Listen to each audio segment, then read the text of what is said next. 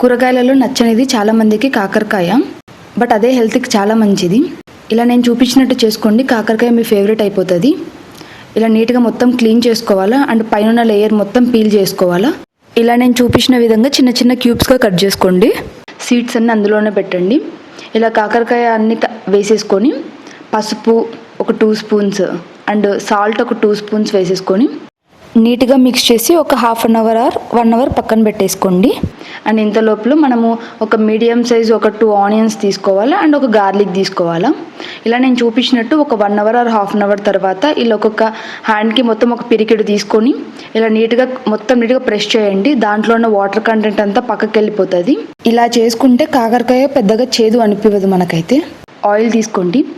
నార్మల్గా మనం ఎప్పుడు వేసుకునే దానికంటే కొంచెం ఆయిల్ ఎక్స్ట్రా తీసుకోండి.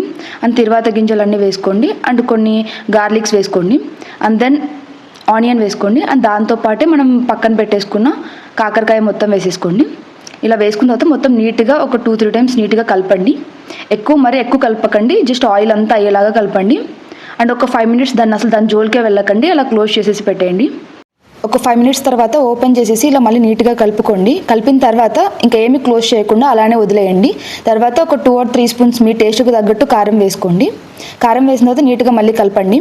కలిపిన తర్వాత ఒక 2 స్పూన్స్ ఆఫ్ పొడి చేసిన బెల్లం అవి వేసుకోండి. వేసిన తర్వాత బాగా నీట్గా కలపండి.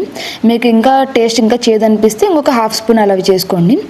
ఇలా చేసుకుంటే రొట్టెలోకి కానీ చపాతీలోకి కానీ రైస్లోకి కానీ అన్నిటిలోకి బాగుంటుంది. మీరు ఒకసారి ట్రై చేయండి. మీకు నచ్చితే కామెంట్ చేయండి. Thank you.